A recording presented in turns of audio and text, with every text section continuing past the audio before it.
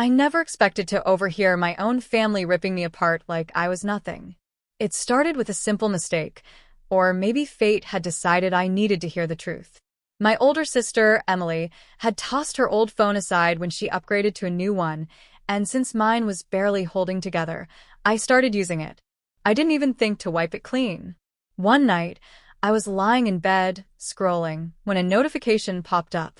A group chat, family priorities, a chat I had no idea existed. My curiosity got the best of me, and I tapped on it. Emily. Ugh, she's so pathetic. She'll always put us first even when we treat her like trash. Mom, that's what she's for. She's never had a backbone. Just like Dad. Emily, it's actually hilarious. She works extra shifts to help with bills, but she won't ever do anything for herself. Mom, because she knows she's not worth more than that. Emily, I bet if we asked, she'd give up her college fund to help with my wedding. Mom, we should test that. The screen blurred as tears burned my eyes. My fingers trembled as I gripped the phone. They were laughing at me, mocking me. The people I had spent my entire life sacrificing for, staying up late to cook dinner when Mom was too tired, giving Emily money when she needed it, always putting them before myself, and they thought I was pathetic for it. I clenched my jaw, forcing down the lump in my throat. My body shook, but not from sadness anymore. From rage. They thought they had me trapped. They thought I'd keep taking it forever. I let them believe it, until the moment I walked away for good. I spent the next few days pretending nothing had changed. I still helped cook, still picked up extra hours to make sure the bills were paid, still nodded and smiled when Emily whined about her wedding plans. But inside, I was done. Every word they spoke was like knives scraping against my skin. Every fake smile made my stomach turn. I wasn't part of this family. I was their servant, and they had no idea I knew it. Then Emily came home one evening, practically glowing. I found the perfect wedding venue, she announced, dropping into the chair beside me. Oh, I feigned interest. Yeah, but there's a problem. She pouted. It's a little out of budget. But I was thinking you wouldn't mind chipping in, right? Mom chimed in without hesitation. You don't need college right now, honey. Emily's wedding is more important. I stared at them. The audacity. They had already decided I would hand over the money. But I just smiled. Of course. Because they had no idea what was coming. That night, I pulled up my bank account and transferred every single penny out of my college fund into a new account under my name only. Then I made a plan. For the next few weeks, I did exactly what they expected of me. I played the perfect, obedient girl. I made their lives easy. I even let Emily cry to me about her dress fittings, her guest list, and her stupid, extravagant wedding cake. But behind the scenes, I was preparing to leave. I started selling off things they wouldn't notice missing, old jewelry, handbags, anything of value. Every dime went into my new account. And then I got the final piece of the puzzle. A job offer. Far away. A place where they couldn't reach me. My escape.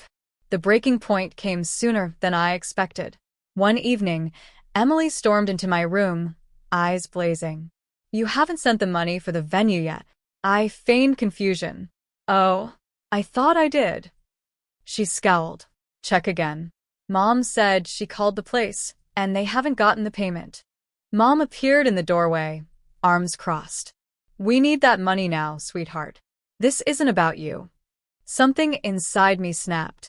I rose to my feet, feeling something dangerous settle inside me. I don't have the money anymore, I said, my voice even. I used it. Emily paled. For what? For me. For the first time in my life, I watched panic creep across their faces. Mom stepped forward, voice sharp. That money was for the family. I laughed. Actually laughed. You mean it was for Emily? Their silence was answer enough. That was the moment I walked away for good. They screamed, begged.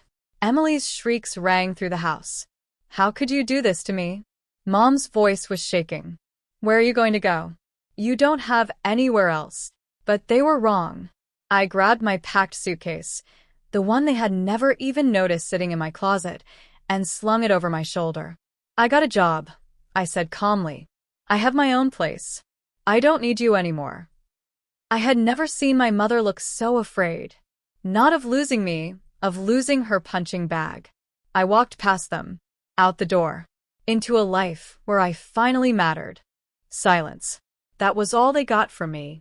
After years of being their doormat, after sacrificing everything for them while they mocked me behind my back, I had finally stopped playing along.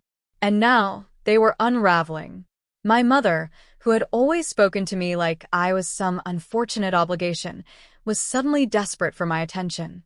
Emily, my perfect older sister, the one they all praised while treating me like a background character in my own life, had nothing without me.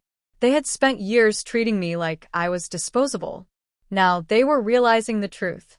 I wasn't disposable. I was the foundation holding everything together.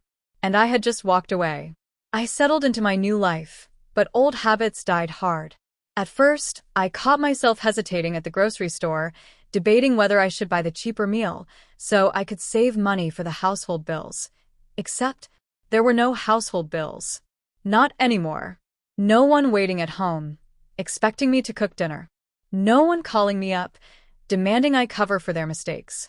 Just me. For the first time in my life, my money belonged to me.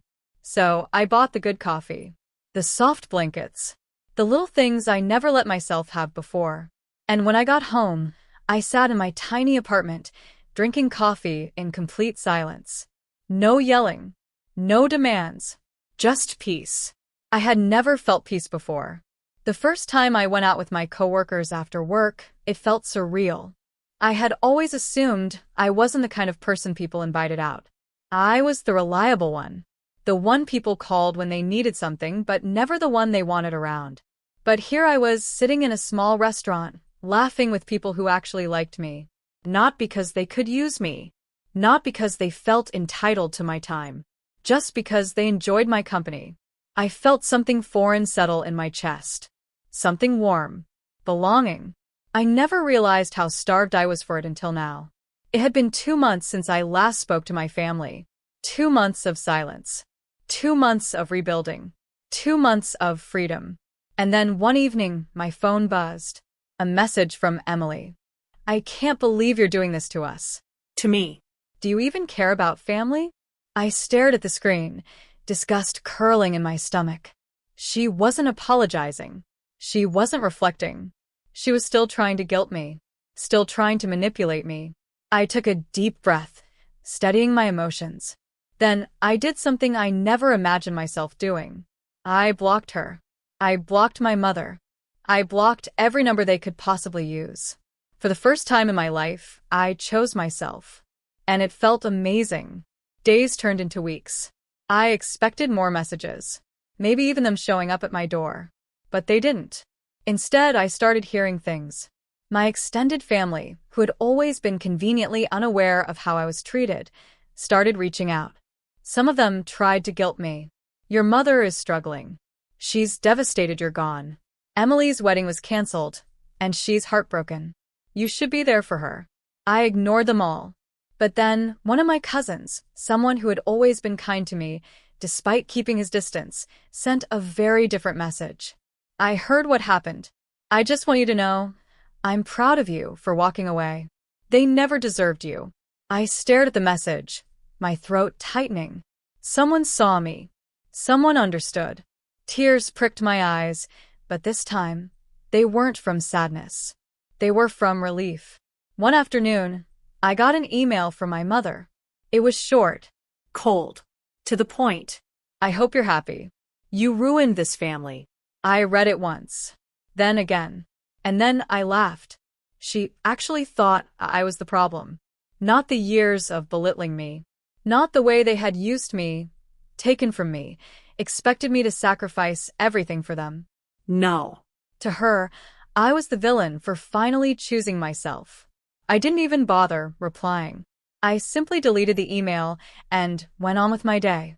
Months passed. I flourished. I got promoted at work. I made real friends. I found a version of myself I never knew existed, a version that wasn't defined by their approval. And then, one day, I saw them again. I had just stepped into a cafe when I heard it. Oh my God. I turned. Emily. She looked different. Stressed. Tired. Like someone who had never learned how to take care of herself because she always had someone else to do it for her. For a split second, old habits kicked in. A flicker of concern. A part of me that wanted to ask if she was okay. Then, I remembered. She wasn't my responsibility anymore. Her mouth opened. I turned away, walked to the counter, ordered my coffee. I could feel her staring, waiting, hoping I would acknowledge her. I didn't. She had spent years treating me like I was invisible. Now, she finally knew how it felt. The encounter with Emily at the cafe left me feeling nothing. I had spent years thinking I would always feel obligated to them, that no matter how much they hurt me, I could never fully disconnect.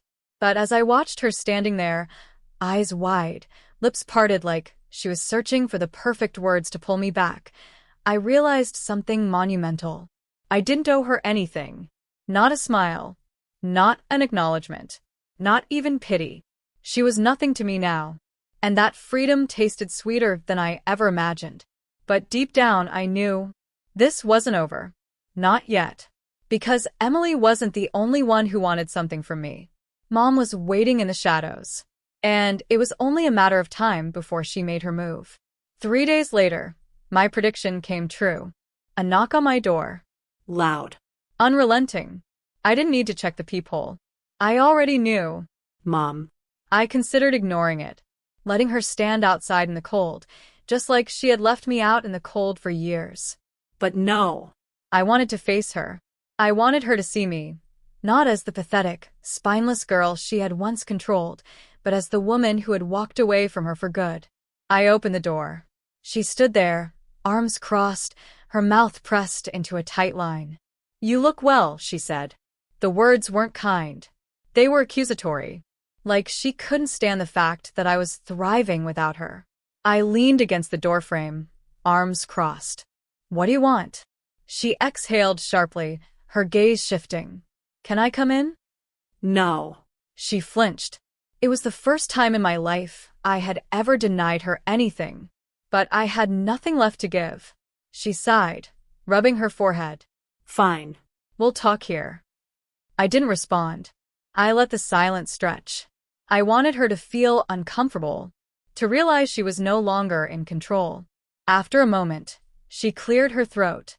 "I know you've been avoiding us," she said. "But it's time to stop being childish." I almost laughed. Childish? Walking away from the people who mocked and used me was childish?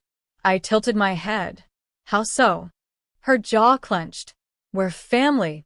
We don't just abandon each other." I let the words settle. Let the hypocrisy hang in the air. Then I said it. "You abandoned me a long time ago." Her eyes snapped to mine. For the first time, she didn't have a comeback. A long silence stretched between us.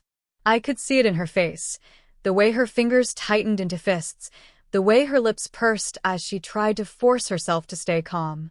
Mom didn't like losing control. She had spent her whole life molding me into the perfect, obedient daughter. The one who would sacrifice everything and ask for nothing in return. And now, that daughter was gone. "I don't know what you're talking about," she finally said, her voice clipped. "We've always taken care of you." I let out a slow breath, shaking my head. "That's not true." Her eyes flickered. "Of course it is." "You called me pathetic," I said evenly. "You," and Emily laughed about how I would always put you first even when you treated me like trash. "You said I was only useful when I was sacrificing for you." Her face paled. I smiled. "You don't even deny it." She exhaled sharply. "I don't have time for this." "No." I cut her off. "You don't have time for me. You never did. Unless you needed something." Her nostrils flared. "That's not true." I folded my arms. "So, you're here just to check in? Not to ask for anything?" She hesitated. And that was all the answer I needed. She sighed heavily, rubbing her temples like she was the one suffering here. Then finally she dropped the act. "Fine," she snapped. "Yes, I need something." Of course she did. She squared her shoulders, regaining some of her usual cold confidence. Emily's struggling. She hasn't been the same since the wedding fell apart. I said nothing. Mom sighed. She needs help. Financial help. I let out a slow, disbelieving breath. You're unbelievable. She frowned. Excuse me? She treated me like dirt, I said, my voice calm but laced with steel. She humiliated me, mocked me, used me. And now that her life is falling apart, you expect me to swoop in and save her. She's your sister. I let out a dry laugh. No, she's not. Mom's eyes widened slightly. What do you mean? I don't have a sister, I said simply. Not anymore. The words tasted like freedom. Mom's expression hardened. You're being cruel. No, I said, stepping forward, my voice low and firm. Cruel is what you did. Cruel is calling your own daughter pathetic behind her back. Cruel is expecting me to destroy my future just so Emily can have a wedding she didn't deserve. Her lips pressed together. You're making a mistake. I smiled. No. I'm finally making the right choice. I took a step back and closed the door at her face. The moment the lock clicked into place, a wave of relief washed over me. I had won. For years, I had been their puppet, their bank, their punching bag. Not anymore. I didn't check if she was still standing there. I didn't care. I turned around, walked into my apartment, and curled up on the couch. And for the first time in my life, I let myself breathe. Days passed. Then weeks. Mom didn't come back. Emily never tried again. And just like that, the weight I had carried for so long disappeared. I flourished. I traveled. I made friends who actually valued me. I lived. And I never once missed them. One day, while walking through the city, I saw them again. Mom and Emily, sitting in a small cafe, their faces grim. They looked different. Not the polished, perfect people they had once been. They looked tired, stressed, like people who had finally realized they had lost the one person who had held everything together. I stopped for only a second, just long enough for Emily's eyes to meet mine. She stiffened. Mom turned, her expression unreadable. For a brief second, I wondered if they would come up to me, if they would apologize. But they didn't. They knew. I wasn't theirs anymore. I turned and walked away, not sparing them another glance. I built a life for myself. A beautiful life. One where I mattered. Where I was cherished. Where I was loved, not for what I could give, but for who I was. And as for them, they faded into the past, just like the ghosts they had always been. I never looked back. And I never regretted it.